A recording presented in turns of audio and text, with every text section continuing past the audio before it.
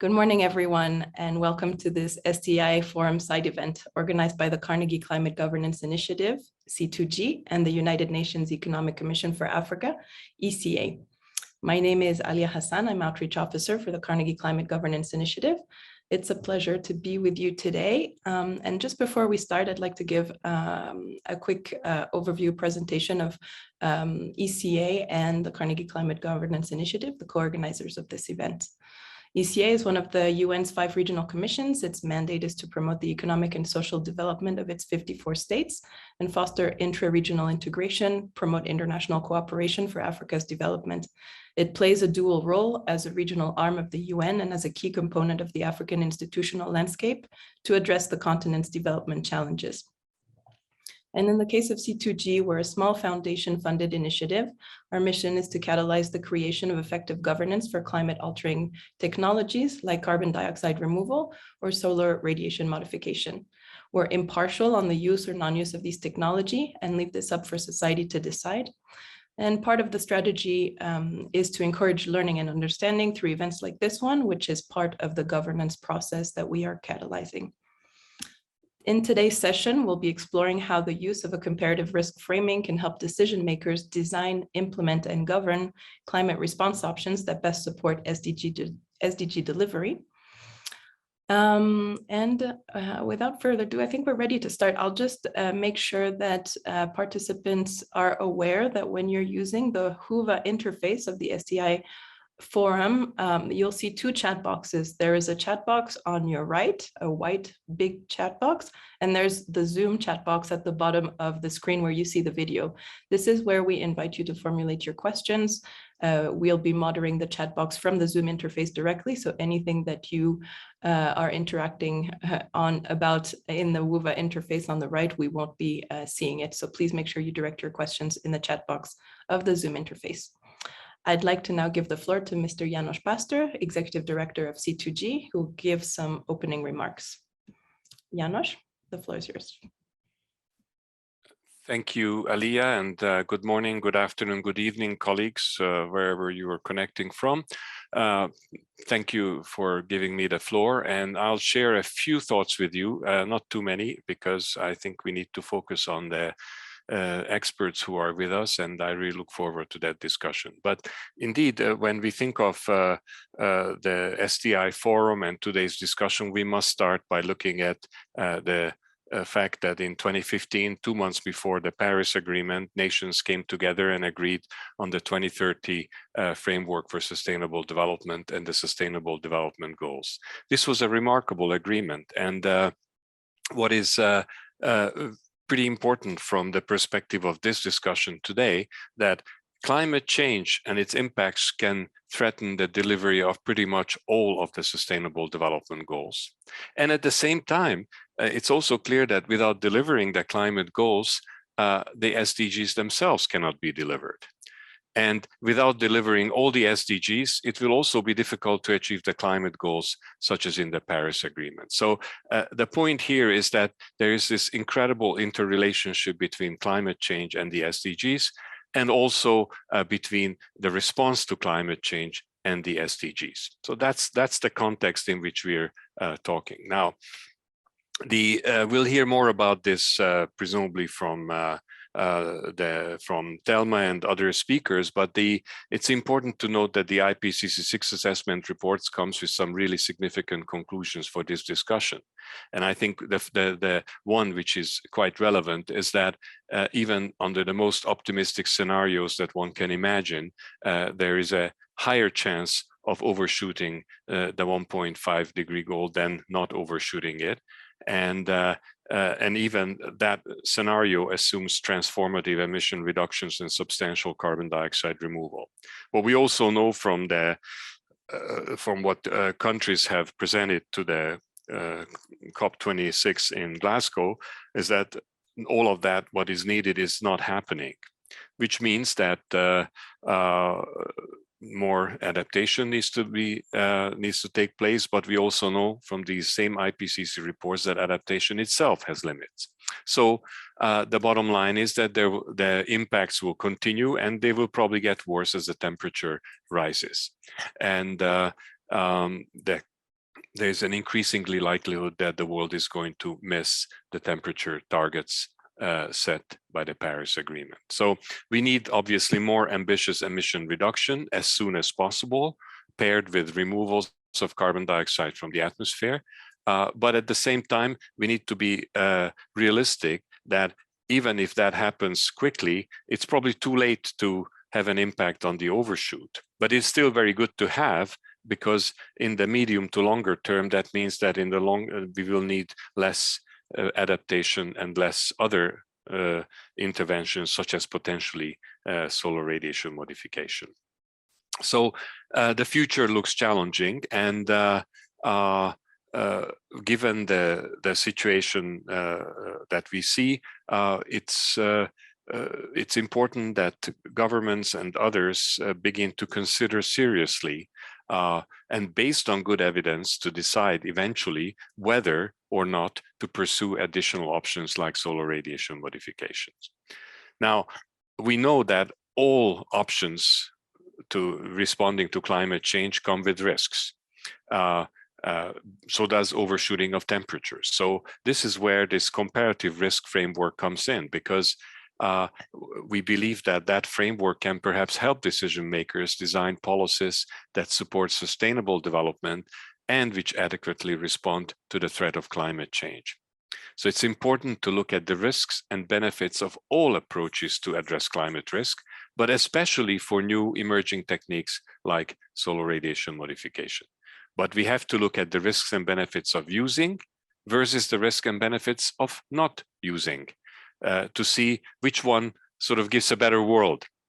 And this is particularly so for very controversial techniques like stratospheric aerosol injection. So the world is increasingly likely to overshoot the agreed temperature goals. And then the big question is, how will the world manage these risks? Now, I hope that the discussion that will follow with the experts that we have around the table, we will get some insights of how that might happen in the future. So thank you very much. And with that, I hand back to Alia. Thank you, János. I'd like to invite Thelma Krug to turn on her camera and microphone. Hi, Thelma, welcome. Yes, Alia, hello. Good afternoon to all, and it's really a pleasure to be here, and I thank the organizers for the invitation. Okay, so my presentation, being the first one, is intended to set the scene for the presentations to follow. And it's supported by the material from the IPCC report during this 6th cycle. Next slide, Alia, please. So for the presentations foreseen during, yes, thank you. For the presentations foreseen during this event, overshoot pathways are of particular importance to the approach to be discussed. So IPCC defines temperature overshoot as a temporary exceedance of a specific level of global warming, say 1.5 degrees Celsius, that then returns to that level or below it before the end of a specified period of time, say 2100. So temperature overshoot substantially increases the risk of release to the atmosphere of carbon stored in the biosphere due to the increased wildfires, tree mortality, insect and pest outbreaks, peatland drying, and permafrost thaw, for instance. So this slide shows different pathways assessed by the IPCC for the special report on 1.5 degrees Celsius, including some with no or limited overshoot that are shown in blue, and others with high overshoot that are shown in gray. So lots of different scenarios that lead us to limiting global warming to 1.5 at the end of the century, but some with overshoot and some without overshoot.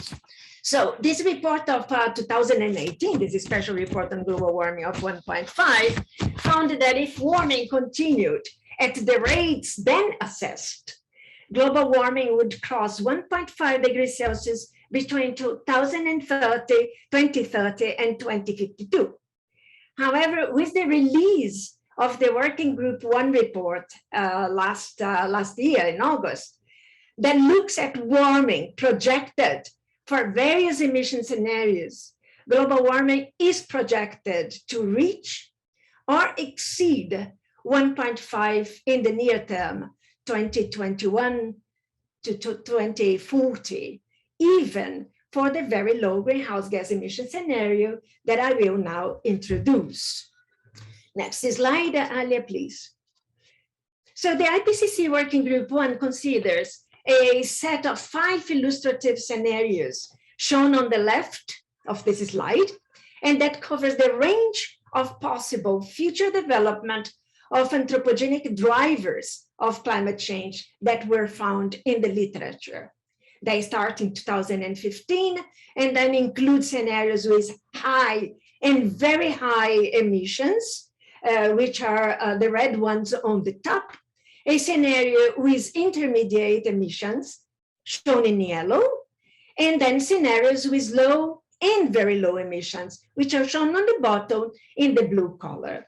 So on the right, what you see is the change in global surface temperature in the long term, say 2081 to 2100, relative to pre-industrial times, indicating that for the intermediate scenario, for instance, shown in the yellow bars, the best estimate is 2.8 degrees Celsius, and the largest contributor being CO2 emissions for all the emission scenarios. Next slide. This next slide shows the very likely, between 90 to 100% probability of the increase in the global surface temperature over the period 2008 to 2100 for the 5 emission scenarios. For the intermediate scenarios, for instance, the range is 2.1 to 3.5 degrees Celsius, and the best estimate, as we have seen in the previous slide, being 2.8 degrees Celsius. This is informative for all the scenarios, and also IPCC addresses for all near term, medium term, and long term. I am addressing only the long term here. So next slide. So we know that many changes in the climate system become larger. I don't know if this is the correct order. Can you show the next one? Yes, and then we might need to come back. So many changes in the climate system become larger in direct relation to increasing global warming. So it's very likely, 90 to 100% probability, that heavy precipitation events will intensify and become more frequent in most regions. Also, mid-latitude and semi-arid regions and the South American monsoon region projected to see the highest increase in the temperature of the hottest day, of about 1.5 to 2 times the rate of global warming. And in the Arctic, for instance, it's likely to be practically sea ice free in September, at least once before 2050. And this is under the 5 scenarios that have been considered. So we come to the previous one, then, Elia, please. Yes, sorry for that. So the burning question is, are we on track to meet the Paris Agreement temperature goals by the end of the century? So this is an important question, I would say. And then if we look at this slide, it shows in red the projected greenhouse gas emissions in line with policies implemented until the end of 2020 and extended with comparable ambition levels beyond 2030. So the light blue color that you see, it's the first one at the bottom, is associated with pathways that limit warming to 1.5 degrees Celsius with no or limited overshoot. When we say limited overshoot, we're talking about 0.1 degrees Celsius above 1.5, and assume immediate action after 2020. So without a strengthening of policies beyond those that are implemented by the end of 2020, greenhouse gas emissions are projected to rise beyond 2025, leading to a median global warming of 3.2 degrees Celsius by the end of the century. Hence, presently, we are definitely not on track. So the Working Group 2 report released the last months assesses that if global warming transiently exceeds or temporarily exceeds 1.5 degrees Celsius, then many human and natural systems will face additional severe risks compared to remaining below 1.5 degrees Celsius. And depending on the magnitude and duration of the overshoot, some impacts will cause the release of additional greenhouse gases, and some will be irreversible, even if global warming is reduced. So the next one, Elia, please. So this, the next one, yes, thank you. So the previous one.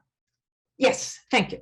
So this next slide shows on the left the global surface temperature changes relative to pre-industrial levels projected for 4 emission scenarios, from low to very high emissions, the ones that we have seen already. And on the right, the IPCC so-called reasons for concern framework that communicates the scientific understanding about accrual of risk for 5 broad categories, including extreme weather events, which is the second one, RCF2, and large-scale singular events, RFC5. The purple color indicates high risk, and the 4 dots that you see alongside the colors indicate the confidence level, and 4 dots being very high confidence level. So we see that even at the level of temperature that we have today, 1.1, you have unique and endangered systems already being impacted. The next one. The report of Working Group 2 also includes examples of regional key risks based on the magnitude of adverse consequences, such as perversiveness of the consequences, degree of change, irreversibility of consequences, among other factors. So additional warming, for instance, above 1.5 during an overshoot period this century will result in irreversible impacts on certain ecosystems with low resilience, such as polar, mountain, and coastal ecosystems, impacted by ice sheet, glacier melt, or by accelerating and higher committed sea level rise. Next one. Yes, thank you. So when I provided the definition of overshoot at the beginning of my presentation, it was indicated that a temporary exceedance of temperature would return to or be below a specified global warming level before the end of a specified period of time. So in order to achieve this, carbon dioxide removal, CDR options, would be required to reduce the atmospheric concentration of CO2 to bring global temperature back down. And to achieve this temperature reduction, the amount of CO2 drawn out of the atmosphere would need to be greater than the amount entering the atmosphere, resulting in a net negative emissions that I'm sure the next speakers will address. So the larger the overshoot, the more net negative CO2 emissions are required to return temperatures to 1.5 degrees Celsius by the end of the century. And one point that I would like to highlight is that risks may arise from some responses that are intended to reduce the risks of climate change, including risks of maladaptation and adverse side effects of some emission reductions and carbon dioxide removal measures. For instance, the deployment of afforestation, that is one of the CDR options, in naturally unforested land or poorly implemented bioenergy can compound climate-related risks to biodiversity, water and food security, and also livelihoods, especially if implemented at large scale and in regions with insecure land tenure. And then the last slide. And then a different approach than CDR, since it would not stop atmospheric CO2 concentrations from increasing, is solar radiation modification, SRM, which the literature only supports as a supplement to deep mitigation, for instance, overshoot scenarios.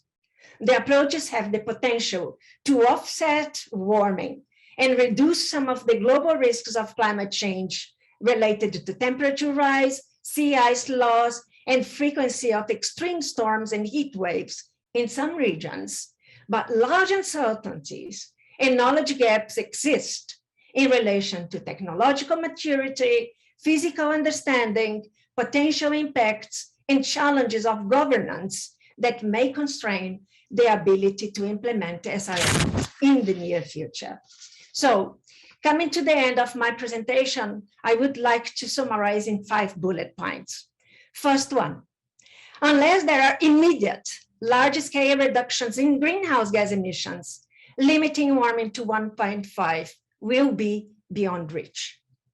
Second bullet, even with rapid emission reductions, warming can be limited to near 1.6 degrees Celsius at its peak, so with an overshoot of 0.1 degrees Celsius, returning to 1.5 degrees Celsius or below by 2100. Third bullet, with this overshoot, it's expected that more frequent and intense extreme events, higher global mean temperatures, and potential irreversible risks to non-resilient ecosystems might occur. Fourth bullet, even with emission pathways with no or limited overshoot, CDR approaches are needed.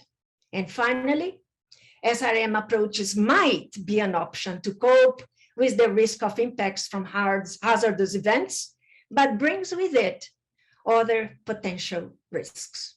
So with this, I hope that I have given a broad overview that I'm sure the presenters that will come after me will explore at much more depth. Thank you very much.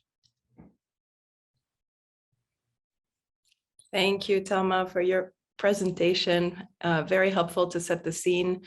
I will now invite, I didn't get a chance to introduce you.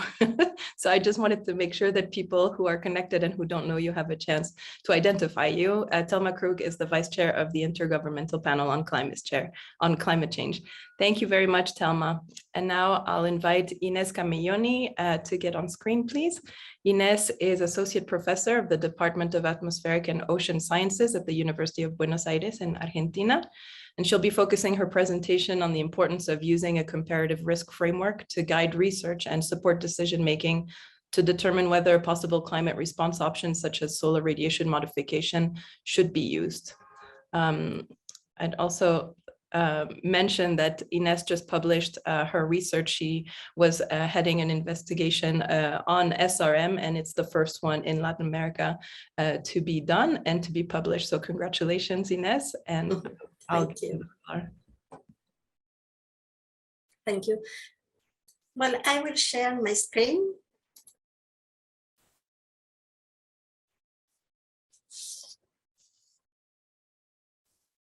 With the presentation. So, as Thelma mentioned, climate change poses multiple interacting risks, both to natural and human systems, and they are expected to worsen with additional warming. So to manage these risks requires a portfolio of policy responses, and the existing responses or strategies we already have are emission reductions. We need aggressive emission reductions, and also, as Thelma also mentioned, carbon dioxide removal that is also needed as part of this response portfolio to bring down global mean surface temperature. But also, in addition to these two measures, emissions reductions and carbon dioxide removal, also adaptation will be necessary to mitigate damages from residual warming.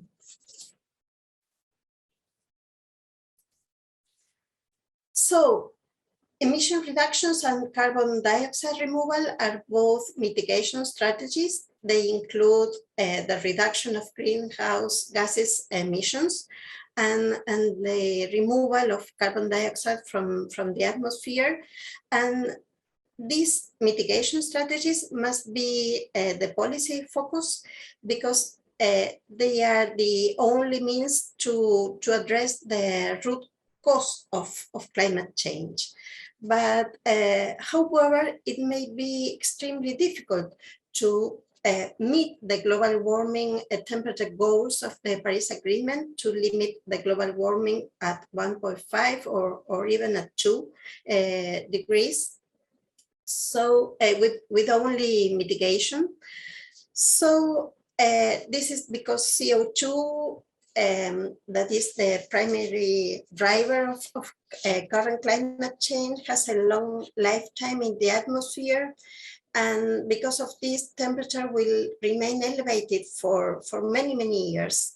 So adaptation is also necessary to manage and reduce the safety risk, also with any level of warming, but adaptation has limits, as the IPCC demonstrated in the last assessment report. So the question is, how can near-term risk be reduced? Because mitigation could be useful, particularly in the long term.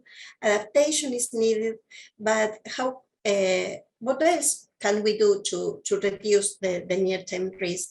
And in this sense, solar radiation modification, that is also known as solar engineering, has been proposed as a complementary approach for quickly reducing many of the near-term risks of global warming, and possibly helping to avoid some of the irreversible climate tipping points, while increased efforts are being made related to bring down greenhouse gases emissions and also greenhouse gases concentrations in the atmosphere.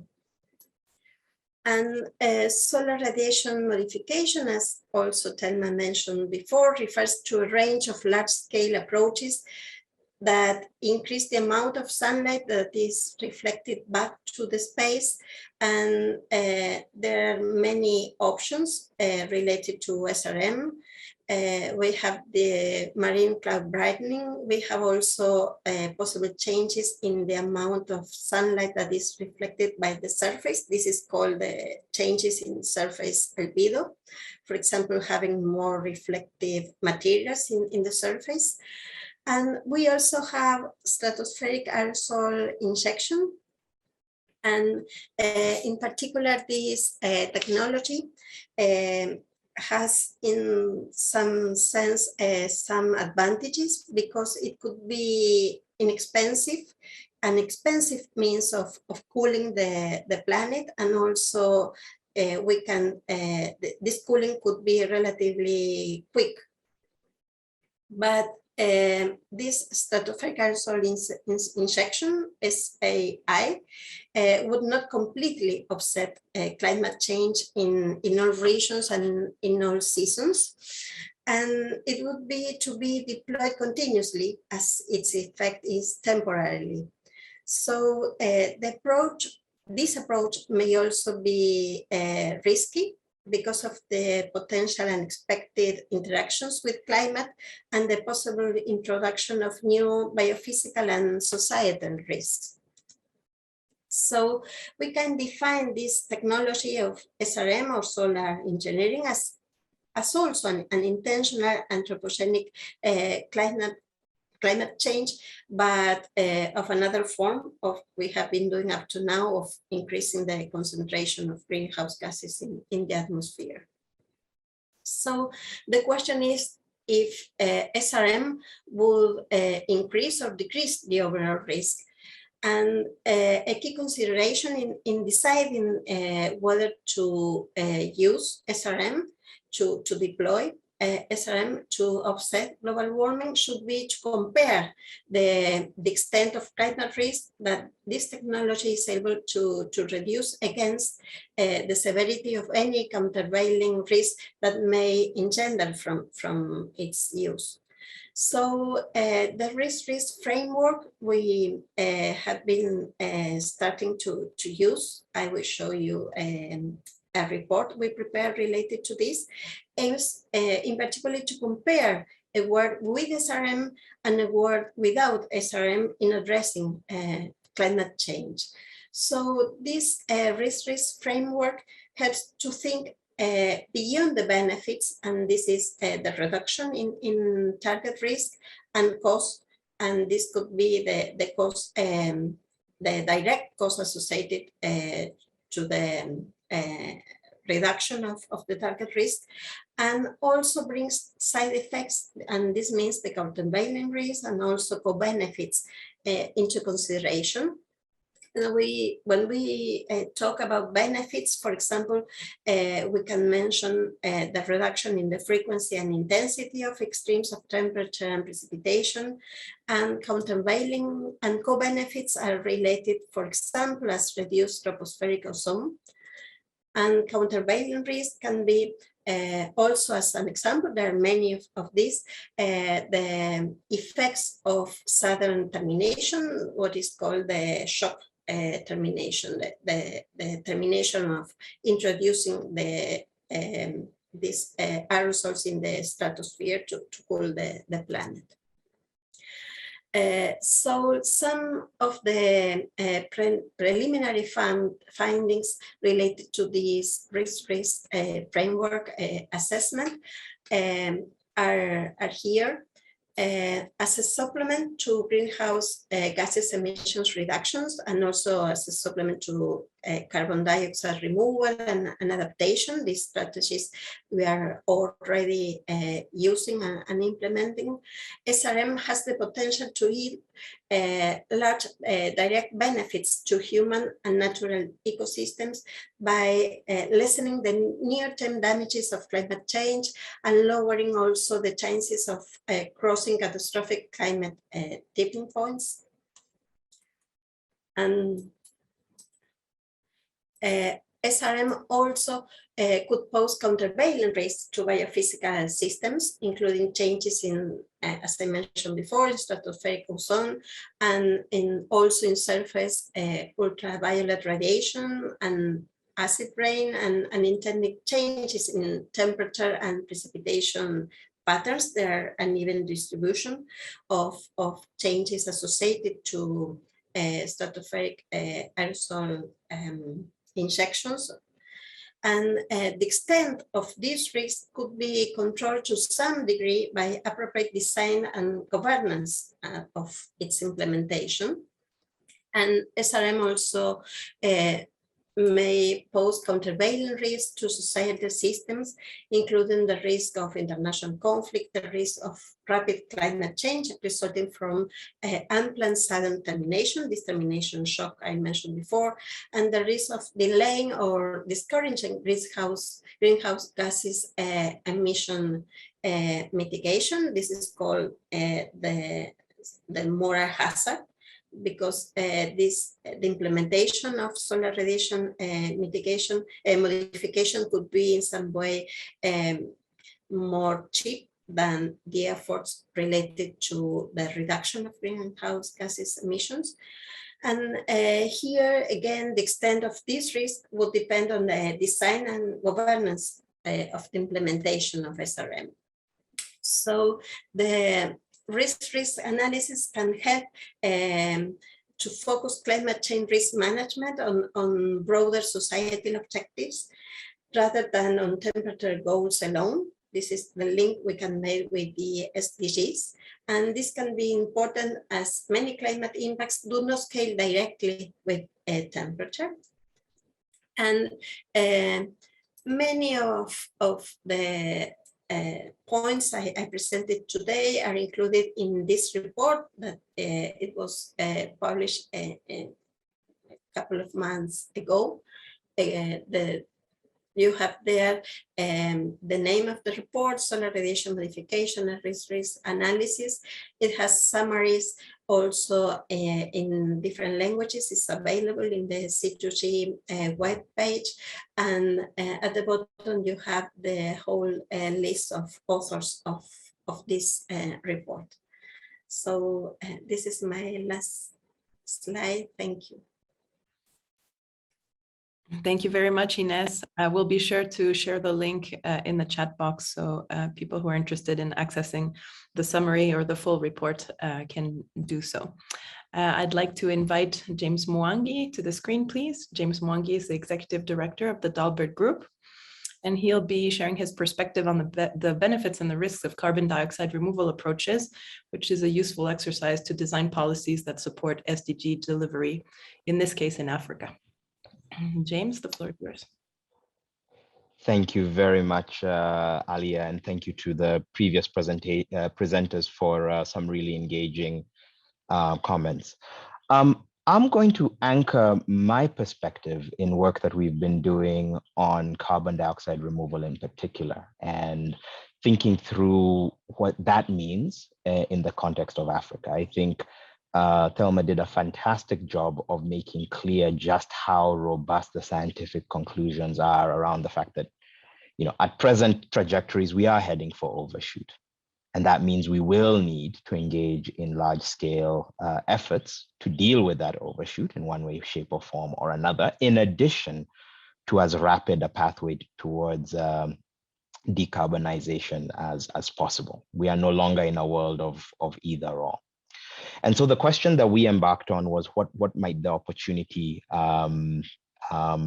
look like for Africa in that context? And I'm just going to now begin to share my screen. Please tell me if you can see it. Yes, it's on. So we I will turn to the risks inherent in this as well, but I think to begin with, it's worth understanding the potential, and part of our sense was that there is substantial potential in Africa for climate action benefits. Typically, the way that we have thought about Africa's role in these conversations is that the continent did not cause climate change. It has derived very little of the benefit from emissions and is bearing a lot of the costs. And thus the discussion is around how we deploy resources to protect and help the continent adapt and be resilient to the inevitable impacts that are coming. This neglects the fact that in addition to that all being true, it is also true that Africa has huge reserves of untapped renewable energy, an entrepreneurial and growing young workforce for some labor-intensive interventions, and a huge natural resource base, all of which seldom coincide at the same scale as they do on the continent of Africa.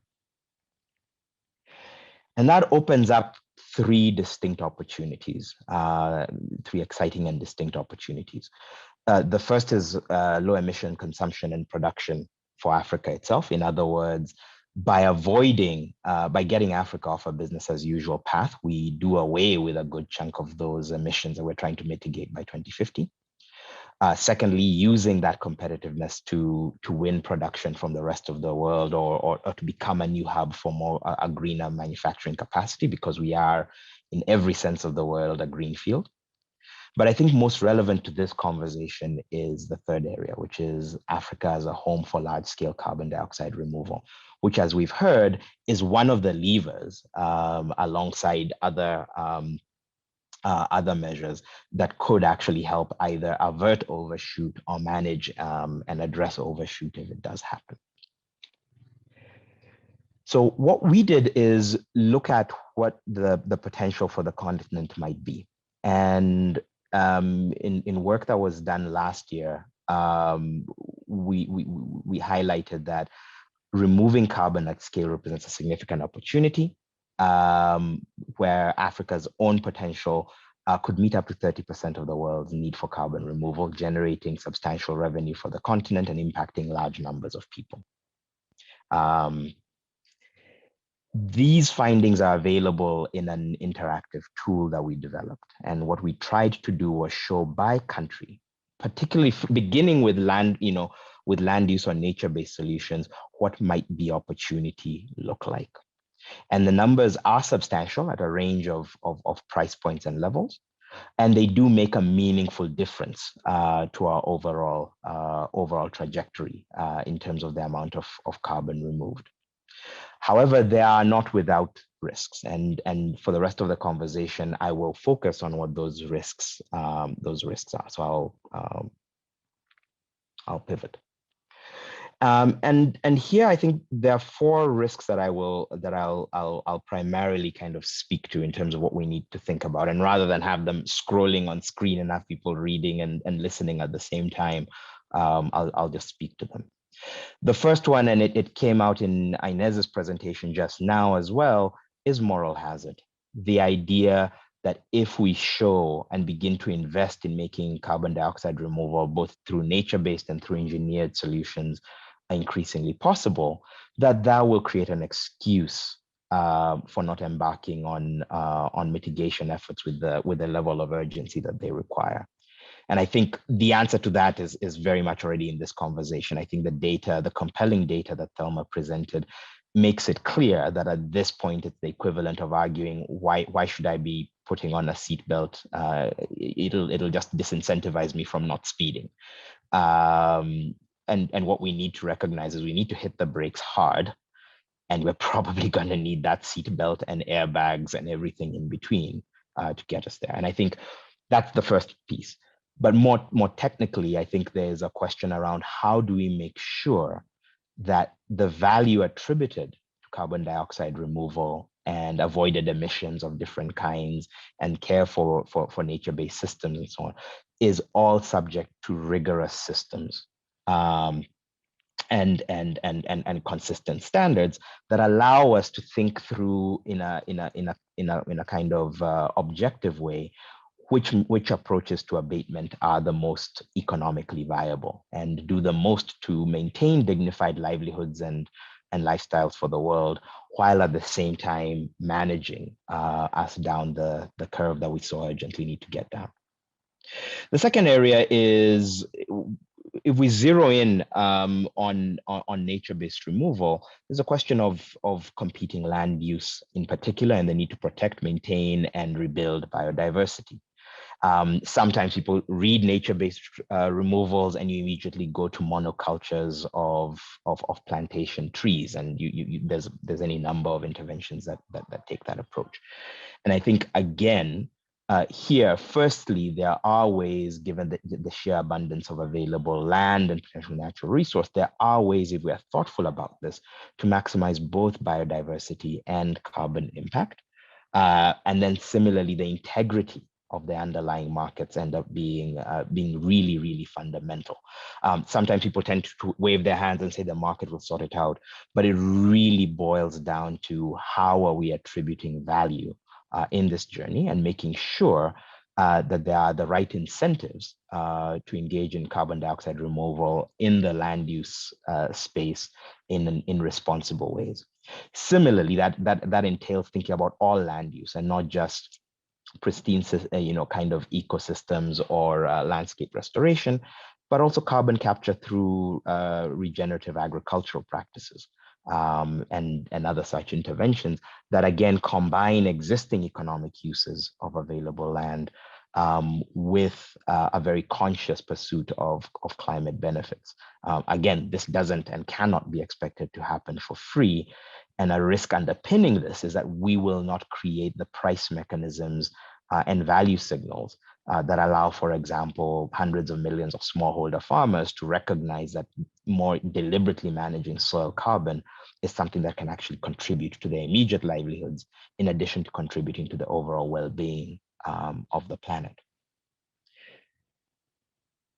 Under engineered removal, I think there is a question, this is still the earliest part of the carbon dioxide removal ecosystem. I mean, to date, engineered removals account for, a whole whopping 100,000 tons or so of CO2 removed throughout the existence of this industry. However, it is also true that some of the constraints that we note earlier and some of the risks in terms of conflict with things like agricultural use and competing uses of land, the need to respect biodiversity and so on, all of that kind of, and some of the other even deeper risks around, the change in albedo, for example, if we are not particularly careful about how we're thinking about where we afforest our land, as Thelma quite astutely pointed out. All of these things argue that we will likely need substantial engineered removals. And that means an industry that will have to scale from essentially nothing, which is where it is today, to a very substantial scale in the future. And for some people, this tends to come across as a magic bullet, because, well, why don't we just invest in that? I think understanding the amount of scaling that will be needed is one piece of why that is a risky thing to rely upon. I think the second thing is most engineered carbon dioxide removal solutions require substantial amounts of energy. And most of the world needs to, and specifically green energy. It makes no sense to use carbon dioxide emitting energy sources to draw carbon dioxide out of the air. You're working against yourself. Most of the world should really be taking every unit of green energy it has at its disposal and deploying it towards decarbonization. Again, it makes no difference that you're using a solar panel to power your carbon dioxide removal in continental Europe if right next to you is the coal or gas plant that's providing you with other forms of energy. You need to decarbonize the whole system to justify the diversion of energy towards carbon dioxide removal. And here, interestingly, the mitigation argument is one that again speaks in favor of Africa's unique role, which is because much of Africa does not yet have large investments in emitting energy sources, scaling up Africa's renewable energy and tapping it to the maximum also makes it a potential natural hub for what must become a truly massive industry. So again, under engineered removals, there is the risk of not just moral hazard, but diversion of renewable energy. But again, this can be mitigated if we're thoughtful about where we put it. And then finally, stepping away from each of the approaches to carbon dioxide removal, I think there's a conversation around the broader risk about who benefits and how you can create a virtuous cycle. In many of these areas, including carbon dioxide removal through nature-based methods, there's an unfortunate dynamic existing today where the bulk of the insight into the methods and their streams of value, the work of validating them, and a lot of the value that's captured from them is not going to indigenous peoples. It is going to intermediaries. It is going to large pools of capital elsewhere. This is both unjust, because those who are most affected by climate change and whose land is being used and whose natural resources are being used to respond to it may not benefit. But it also creates a fundamental risk that because the signal of the carbon markets as they grow, because of that signal not reaching the actual individuals on the ground, but rather being captured by intermediaries, it does not drive the scale of behavior change and the scale of adoption that it should. And here, the direction of travel is clear. We need to make it clear that the planet will value carbon dioxide removal at scale. We need to make it clear that there are mechanisms to pay for carbon dioxide removal at scale. We need to make it clear that those payments are really being transmitted as efficiently and with as little transaction cost as possible to the individuals on the ground whose actions and whose decisions will be most critical to enabling an ecosystem of carbon dioxide removal at scale, particularly in Africa, which hopefully, as I've demonstrated, is a potentially major part of any attempt to engage in carbon dioxide removal as one of the 2 or 3 mechanisms to avoid substantial overshoot. With that, I'll pause and hand back to you, Alia, and looking forward to the Q&A. Thank you very much, James. A very interesting perspective, very balanced to kind of look at both the benefits and the risks of these climate response options. I'd now like to give the floor to Dr. Arunabha Ghosh, the CEO of the Council on Energy, Environment and Water. He'll be explaining why the role of governance for emerging climate altering techniques is key to strengthen and safeguard the sustainable development outcomes. Arunabha, the floor is yours. Thank you, Alia, and good day to all of you, regardless of where you're tuning in from. And thank you to C2G for inviting me to be part of this conversation. And thanks also to the presenters for making my task a little easy by giving very comprehensive insights. I liked what Thelma said about the status of the science and why it's become pretty evident that we have to be thinking quite creatively about the response to the climate crisis. But then both Inés and James have outlined for our collective benefit the ways in which we think about the risks of acting, of not acting, as well as weighing the regional dimensions of costs and benefits. So where I come in at this stage is to just outline, if we accept on one hand that some kind of creative approach is needed in terms of carbon dioxide removal, maybe even at an extreme solar radiation modification, and we accept that there will be variations in the way the risks pan out globally, but there'll also be variations in how the costs and the benefits weigh up regionally. If we accept these premises, then it becomes fairly obvious that in the absence of any kind of governance framework, we will end up in a suboptimal world. Suboptimal not just from the point of view of not doing enough to confront the crisis, but also suboptimal from the point of view of not being able to understand the concerns that communities, countries, citizens in different parts of the world might have towards the same set of issues. So in my presentation, I just wanted to draw on three categories of issues that become more and more complex as we go along the governance dimension. The first is to look at carbon dioxide removal. James has already touched upon it to quite an extent. But then in the second category, I'll talk specifically about oceans carbon dioxide removal. And in the third category, I'll talk more about the governance challenges associated with solar radiation modification. Now let's start with carbon dioxide removal. Where's the governance conundrum here? It is very clear that it's not a substitute, and none of the speakers thus far has even suggested that it can be a substitute for deep mitigation, much more than what is happening today. But at the same time, if it is part of a suite of responses, we have to ask ourselves, on one hand, that choice between the natural processes and the engineered processes that James was referring to, and Thelma also referred to.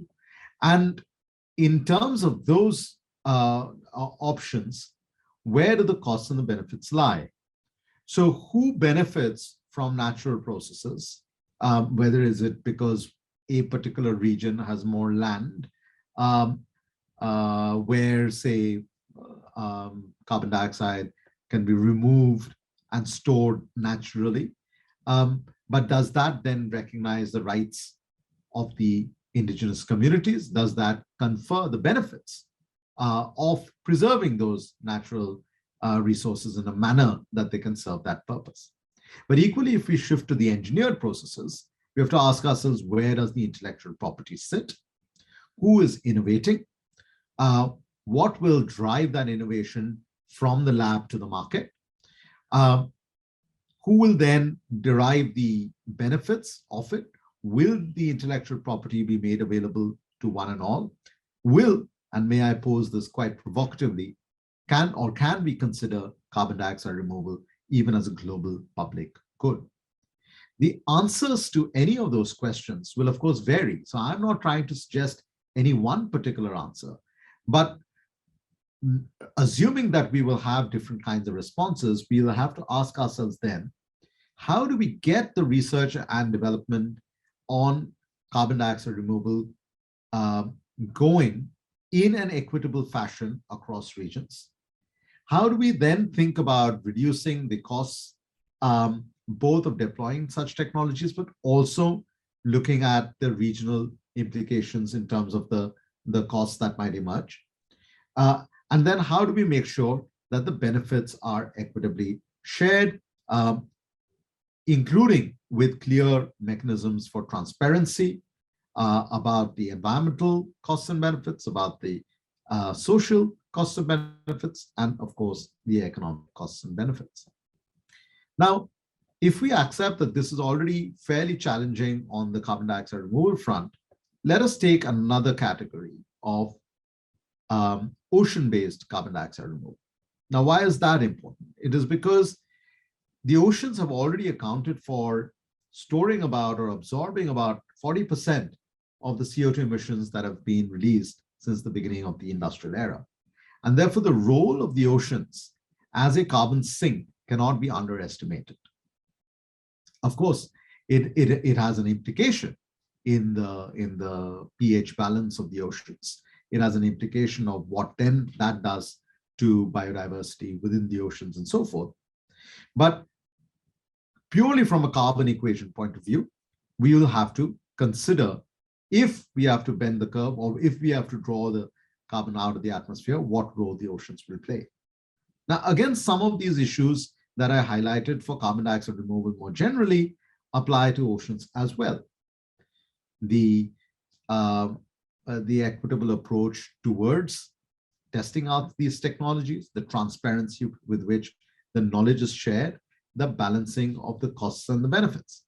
However, where the story gets a little bit more complicated is that the oceans are governed in a far more nebulous way than land. And therefore, we will have to deal with the existing fragmentation or the absence of governance systems that are associated with the oceans, including the high seas.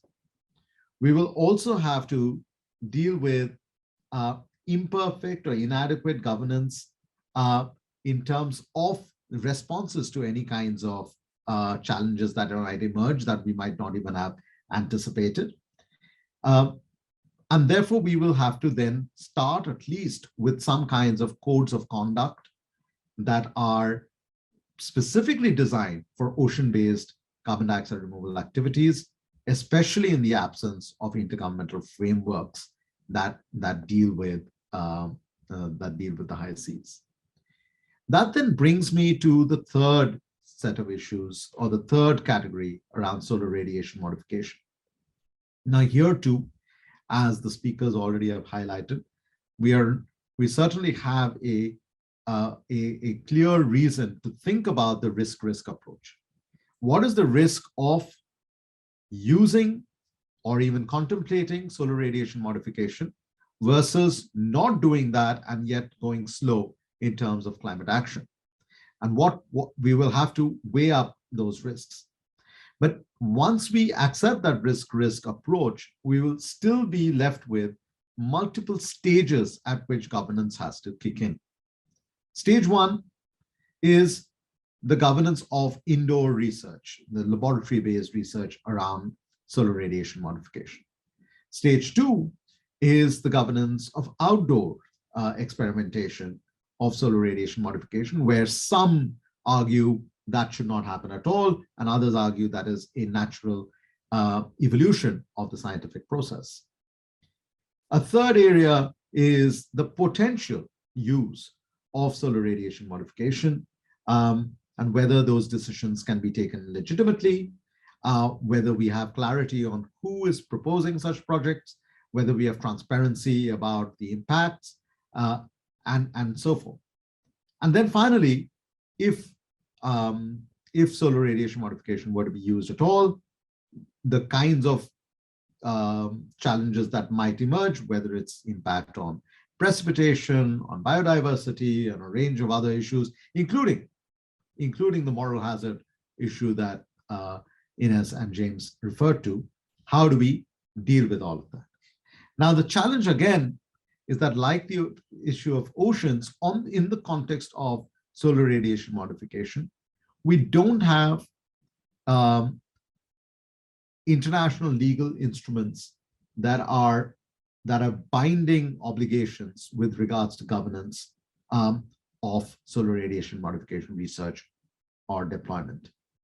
We do have some governments across the world that are thinking about national programs and policies, which have their associated rules and regulations attached to them. And we have groups of scientists and non-state actors on either side of the equation coming up with codes of conduct or calls for prohibition of any of such kind of work. And therefore, we have to think again about designing governance frameworks that facilitate responsible research, that guide any kind of outdoor experimentation while transparently engaging with the wider public, that integrate SRM, and I would argue even CDR, into the broader suite and spectrum of climate responses, that balance the commercial interests with the governance concerns, especially when we think about a public good approach, and that is able to create a platform or frameworks or systems through which disputes can be resolved.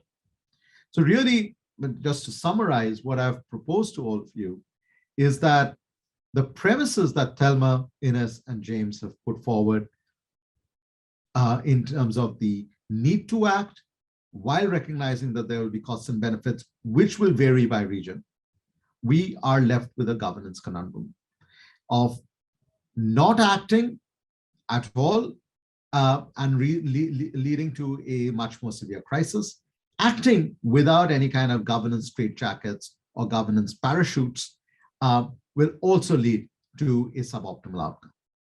But the complexity of those governance challenges increases as we go from CDR to ocean-based CDR to solar-based to solar radiation modification. None of this is to suggest that we should not be pursuing this research, nor is it to suggest that we should necessarily deploy these technologies. It is really to suggest that the governance dimensions have to be co-created even as we develop the science. In the absence of it, the science will be rudderless and the politics will get far more sharp and not provide the trust and the transparency needed to have more global collective action.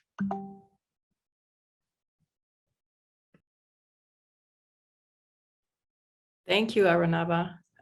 Really appreciate your perspective on governance. And I think that all the presentations have been very insightful to set the scene on the situation, the likelihood of an overshoot of temperatures, and then looking at the risks and benefits of different climate response options, and closing all of this with some perspective on the importance of governance, both for research and for potential implementation or deployment of climate altering techniques. I'd like to invite all of the speakers to turn on their cameras and microphones. We're ready to move on to the next section of the event, the Q&A session. This will be moderated by János Pásztor, and I'd like to remind our participants to please drop your questions in the chat box of the Zoom interface if you're connected through the Whova platform of the STI Forum. Make sure your questions are not formulated on the right panel on the white section of it.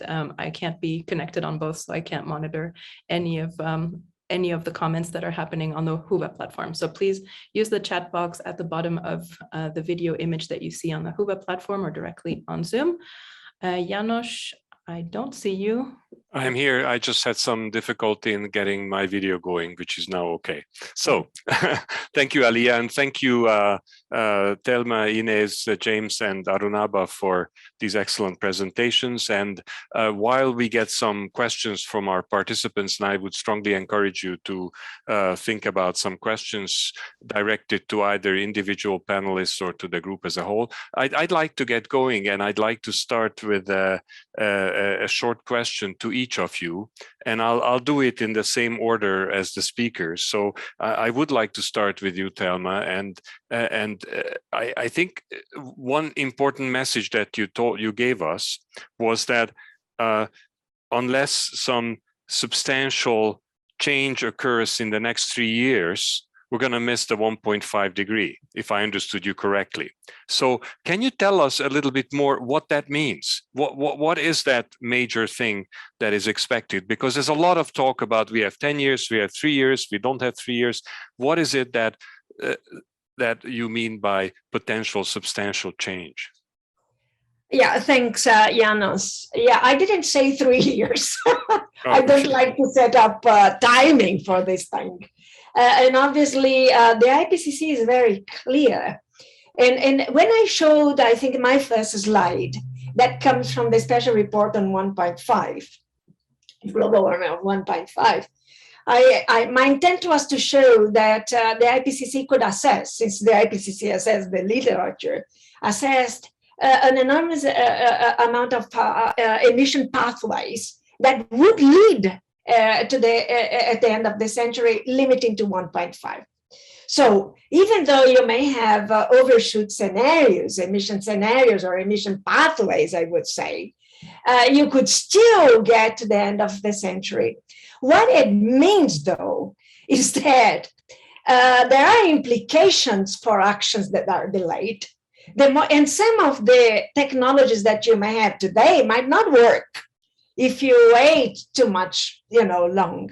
So, when people say, oh, you have only 10 years, 20 years, or 11 years was the first one.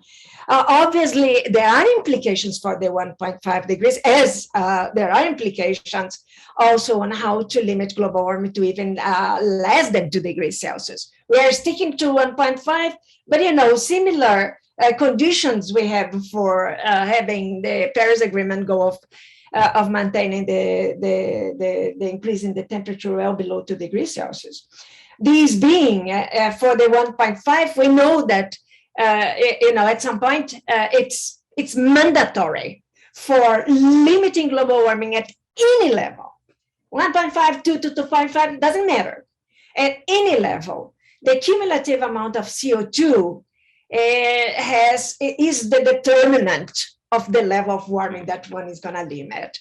Mm-hmm. So when we talk about 1.5, we talk about the net zero CO2 emissions by 2050. If we talk about 2, we delay that to 2070, say, right? But obviously that is really the tricky point. Physically speaking, that's the determinant of the limiting of the temperature that we are going to have.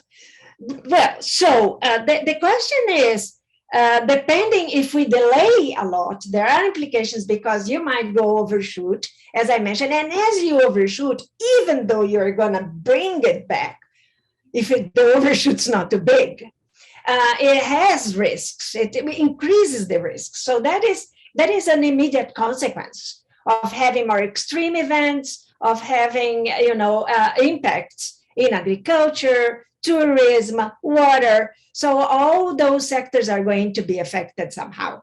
Mm-hmm. So the early we start, this is why IPCC says, theoretically, we can still achieve the 1.5. But this is not easy. We are not saying, the IPCC doesn't say this is easy. It's an Herculean effort of, this global effort of higher ambition. I told that we are not on track, NDCs are not leading us to an emission pathway that nearly comes close to 1.5 or even well below 2 degrees Celsius. So something has to be done in the sense of implementing these emission reductions as soon as possible. One thing also that, if you allow me, Janos, and that is very closely related to the presentation also from James. James talked about something that IPCC also focused a lot in terms of having a lot of literature on this, which is ecosystem-based adaptation or nature-based approaches, mm-hmm. right? Mm-hmm. Very much linked to using nature as a partner to other types of engineering, let's say, that are normally used.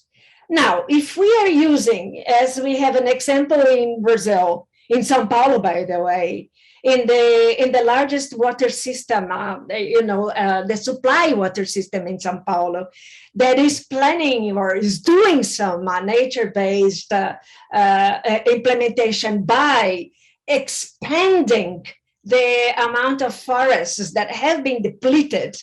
3/4 of the forests there have been depleted in this area. And so they're trying to bring it back, which is also an adaptation measure, is also contributes to removing CO2 from the atmosphere. But how these systems, that's the key question. These systems are vulnerable to climate change. These systems are normally vulnerable to the increasing warming. So these systems are vulnerable and to extreme events like floods, droughts, and so on. So one concern that I think that we have, and then I'm talking on myself because IPCC doesn't give any, personal view on this, but I'm putting everything together. I think that these things have to be put together simultaneously. Strong emission reductions in other sectors, strong, very ambitious. We know that, fossil fuel industry contributes the most. And if they are not addressed, all these nature, solutions that I call them options or approaches, will be very vulnerable, and they might not necessarily fulfill the role that they are expected to do in terms of contributing. Yeah, this applies to CDR measures as well. Yep. Thank you, Thelma. And I see we have one question coming up. I'll come to that in a moment, but I would like to go through the questions I had in mind for the other panelists. Please try to be brief because we don't have a lot of time left. But Inés, I'd like to ask you, Thelma, you got an easy question. For Inés, I'd like a controversial question. So you talked about near-term impacts and the potential use of SRM. Now, if that is the case, then are you talking about making use of potentially SRM very quickly, like in the next few years? And if so, when is the world going to be ready with enough science and evidence and understanding to be able to decide evidence-based whether or not to proceed? After you. What I know up to now is the technology is not already available to implement SAI at least, but it could be available in 5 to 10 years. It's not such a long time. So for the next years, the challenge is that we need more research on SRM, impacts, risk, and mainly because of this uneven distribution, not only of climate change because of the greenhouse gases emission, but also the uneven impacts of the implementation of SAI. It's not the same for different regions. And in this sense, the Global South must be part of this discussion. We need much more research of the possible impacts of SRM in developing countries, because when we think about governance, about implementation of SRM, we need all countries to be part of this discussion, and this means that all parties must know what this could mean, not only in terms of the possible cooling of the planet, but also in terms of regional impacts. Okay. Thank you. Going on to James. James, I really appreciated your broad sort of development-based approach to looking at carbon dioxide removal, and you've described some very interesting ideas that could be potentially possible in Africa. So I guess the question I have is, have you had a chance to engage with African governments and maybe other stakeholders that might be involved to get a sense of how do they look at this? Do they think, oh, that's just a lot of nice theoretical ideas, or are they coming and say, wow, let's try this? What's your verdict? Janos, I was hoping that the pattern was one easy question, one hard question, then another easy question, and then Arunabha was No, I leave that for Arunabha. But it seems that you're going with tough ones all the way out. No, but I think that there's two parts to it. I think the first is this lens is still a relatively new one in shaping the perspectives of policymakers for a range of reasons: carbon dioxide removal, but even the protection of natural assets has not been at the center of the economic policymaking agenda of most countries' governments that I've encountered to date. The interesting thing, though, has been that also points to an opportunity, which is, as we have gone through the exercise of initially sizing what could be possible, because today the conversation is limited to what's already underway, and a government will look around and say, well, there's $50 million worth of nature, landscape restoration work happening in my national parks. That's a nice industry. I'm not going to shape my national policy around that. They're not asking, well, what if I applied those same interventions across 60% of my land rather than 0.6% of my land? Mm-hmm. And suddenly they say, well, this could be real money, but the immediate next question is there a real market for it? And here I turn to Arunabha and the question of, where are those mechanisms that mediate, as he described, those large scale necessary transfers that will need to happen between those who do have the potential to realize some nature-based options here, and those who should be bearing the brunt of the cost. And how do you convey that as a consistent signal? Where you show the data on what could be possible, what I've found is that policymakers now begin to ask, well, what could I do to start shaping the price I'm realizing? Because if you're telling me that I have potentially 100 million tons a year to bring to market of this thing that I didn't even know I could do, then suddenly I'm asking, what's it cost or what's it worth? And my indifference in climate negotiations and in trading negotiations about whether it's a $4 price or a $50 price of carbon suddenly begins to go away when I've got 100 million units to place.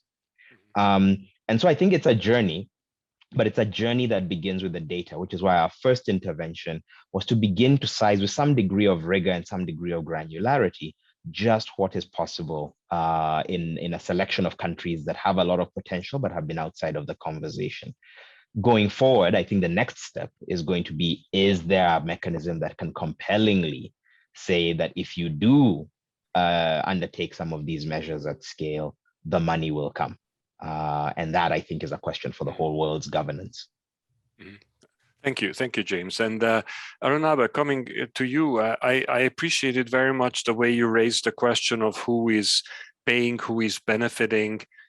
These are really important issues in terms of justice and climate justice and justice in general.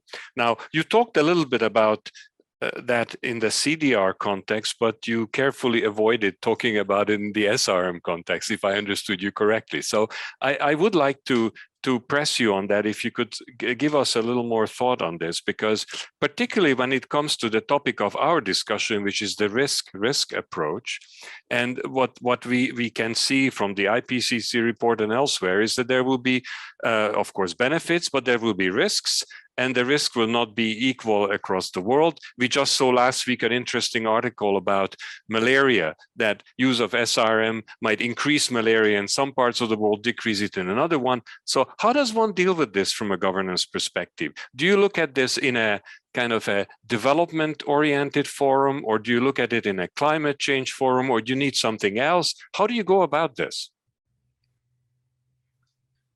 Great, thank you. James, what Janos has done is followed my technique of, increasing order of difficulty to solve governance problems.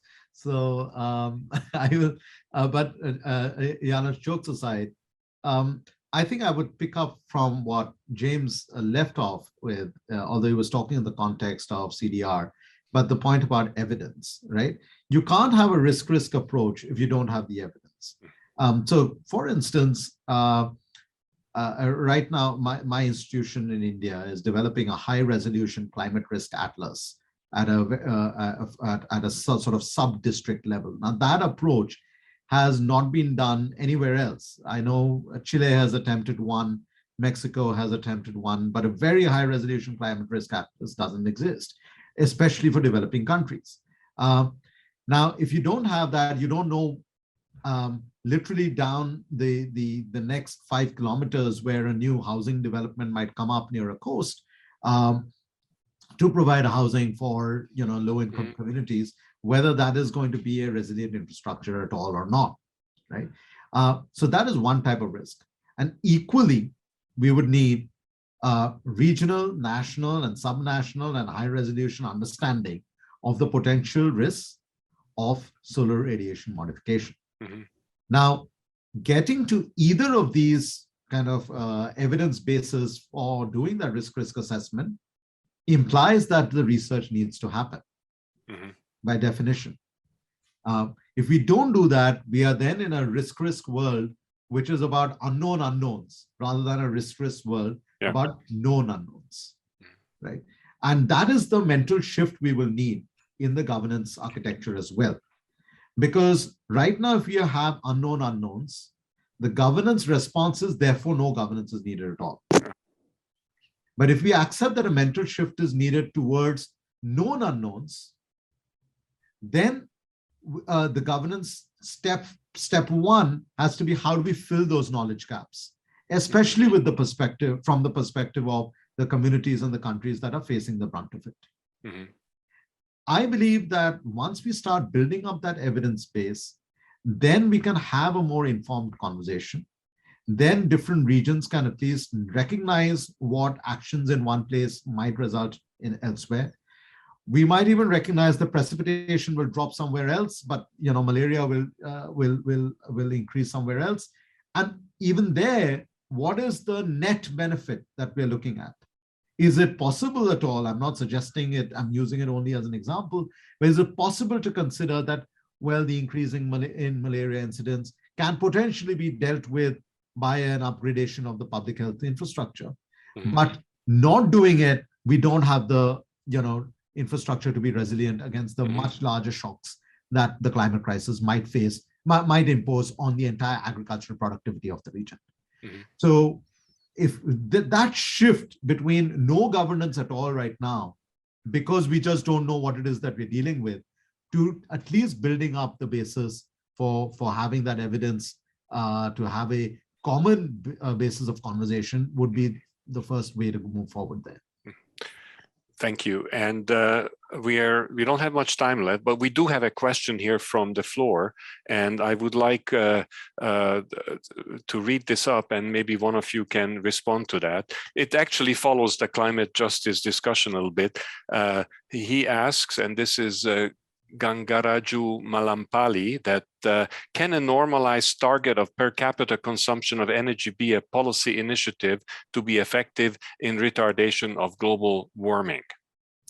Any of you would like to briefly address this, because we still need to have a bit of time for our colleague from UNECA. Naresh, could you read that question out once again, please? Okay. Can a normalized target of per capita consumption of energy be a policy initiative to be effective in the retardation of global warming? Okay, while Arunabha thinks about it, my answer would be no. But no. Okay. But if you want some data, just very, very quickly, I'm not talking about the capita consumption of energy, but in the latest report of the working group too, the greenhouse gas per capita. You say, how is this spreading to the world? North America, 19 tons of CO2 per capita, Africa, 3.9. Okay, so Latin America, 9.2. But the fact is, Europe, 7.8, just to give some numbers on greenhouse gas per capita. But the issue that I see, and I think that also related to energy, would be why this is structured, right? So in Latin America, for instance, I'm amazed to see it so high. But it's basically because of the agriculture, the CH4, the N2O. It is more than the CO2 that you would have in other countries. So this is why I find that the conditions of, are different the national circumstances are different. So my answer is no, but I am talking like Thelma and not as IPCC. Thank you, Thelma. And this is the best of you when you talk as Thelma. Thank you. Okay. And there is also a same person with a follow-up question. And very briefly, 30 seconds, maybe Arunabha, you have an answer to that. But any geospatial studies made on the use of fossil fuels in energy generation? So I guess the follow-up to your question about your detailed impact map, are you aware of any geospatial studies made on the use of fossil fuels in energy generation? I mean, off the top of my head, I can't cite them, but there certainly would be geospatial studies to look at where the infrastructure exists versus where the actually energy gets consumed. And this is, again, in a way related to the point, the question that was raised earlier. Look, in many cases, even within countries, there's an inequity where energy is generated in one place, it's consumed in another place. The people in the communities near the places where the energy is being generated, right, are not benefiting, right? So when we talk about just transition, there are multiple layers of just transition that has to happen. Equally, across countries, there are places from where energy, raw resources are collected, which become basically the mining pits of powering the power plants and lifestyles in other parts of the world. So, and geospatially, there is certainly literature around looking at just lighting in different parts of the world and commensurate what is the sustainable development indicators that just that intensity of lighting would indicate. So yes, that exists. But when we think into the future, we have to ask ourselves where the energy is being generated. We talked a lot about the carbon and the greenhouse gas cycle. We didn't talk about the water cycle. We didn't talk about the biodiversity cycle. And there is increasing now research happening around, will the same energy infrastructure actually be able to generate the energy if the water dries up? Or will we, James used the word monocropping, right? Will we be, looking at bioenergy through monocropping at the cost of biodiversity, right? So all these are additional complications then that emerge as we think in a sort of geospatial way. So I think the layers that are needed are, what's happening to the carbon cycle, what's happening to biodiversity, what's happening to economic development, what is happening to energy generation, and then finally about individual resource footprints.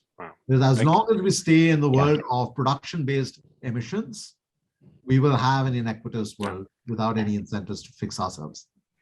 And maybe just a very quick additional point there is we also need to track all the way to consumption. I think very often we point at countries and their emissions without asking what are they consuming or what are they generating energy for, or generating for. I very much doubt that Latin America's large agricultural emissions are because they're eating a heck of a lot more food than everybody. Yeah, you're on mute, James, but we need to wrap up. But still, you were on mute. Okay, thank you. Yeah, sorry, over. So thank you very much. We run out of time. We have to move on. And I would like to ask Jean-Paul Adam to say a few words at the end of this session. But thank you very much on my behalf also for these excellent presentations and discussion. And thank you for the questions as well. So Jean-Paul, over to you. Thank you very much, János. And the advantage, of course, in wrapping up and having only a very small amount of time is that I have been preceded by excellent speakers who have really, I think, done justice to the subject. I really apologize that towards the end, I was disconnected for a period and hence I've reconnected from my phone, but I hope you can hear me well and that you can hear me. And I think first and foremost, I would like to thank all of the partners, all of the speakers.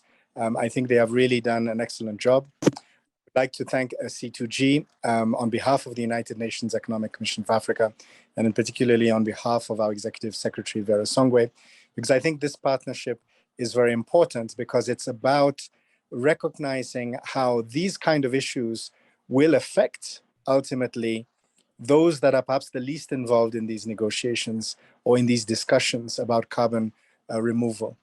African countries are on the periphery of the discussions of this type. And they will be very much impacted, and it's important from these approaches that there is, first of all, an understanding of where we are going, what are the options that are available, and that we take a development-based approach. I think that Janos said it extremely well, that the interrelationship between climate change and the SDGs is indivisible. And the challenges that we are facing are also linked to opportunities. But those opportunities have to be seized now. And Thelma in particular highlighted how warming is set to exceed 1.5 degrees in the near term. And we are definitely not on track for the 1.5 degrees and will unfortunately reach 3.2 degrees by the end of the century. This has impacts because it makes many of the climate impacts, the worst impacts, irreversible. And we will note from the IPCC 6 report that warming is also not uniform, meaning that certain regions feel it more and it has more impact. And I'd like to cite also research done by the UNECA, which has shown that for every 2 degrees of warming above pre-industrial levels, Africa is losing around 5% of GDP. And linked to climate-related disasters, African countries are spending up to 9% of GDP. We also appreciated very much the assessment of solar radiation modification opportunities presented by Inés, and looking at the risk-based approach, looking at what are the opportunities of deploying such technologies to absolutely accelerate the issue of reducing global warming, but also the risks that are associated, in particular, the risk of conflict and without regulations. And again, the risk that developing countries will be left by the wayside in terms of the regulation, may even be facing regulations that are not to their interest, and hence the importance of building that capacity of engagement. And James Wangi built on a lot of the work that we have been also doing together to emphasize how Africa can sequester up to 30% of the world's need for carbon removal. And this places Africa very much at the forefront of the opportunity for nature-based carbon removal. And we fully agree with him that there is an opportunity to maximize the impact in terms of biodiversity protection as well as climate resilience. And it's important that we look at this as well through the lens of livelihoods. But all solutions must be integrated and must link to each other. And we particularly appreciated the reference to oceans and their role of carbon dioxide removal, because more than any other element, it shows how a shared space should be managed by multiple countries, and that this requires looking beyond existing mechanisms. At the crux of the conversation today has been a question about equity, the question of who is paying the most currently due to the impact of carbon, and unfortunately it's those that have contributed the least. Who will pay for carbon removal? How do we develop systems which are fair for carbon removal? And I think the answer is all of the above. There has to be investment in the technology that makes it possible, but perhaps even more importantly, there has to be investment in activities that really build resilience among those populations that are the most vulnerable. And I think that is the main takeaway that I would like to leave with you. And I would like to thank you once again for these fantastic interventions, the wonderful questions, and we look forward to the next event. Thank you very much. Thank you. Thank you very much. And on behalf of C2G, we'd like to thank all of you for your very interesting and rich contribution to this event. I think it was well worth running a few minutes over. So thank you again. Thank you to our participants. And if you'd like any more information on our upcoming events, please visit our website, c2g2.net. We'll see you next time. Bye-bye. Bye. Thank you. Bye-bye. Bye-bye.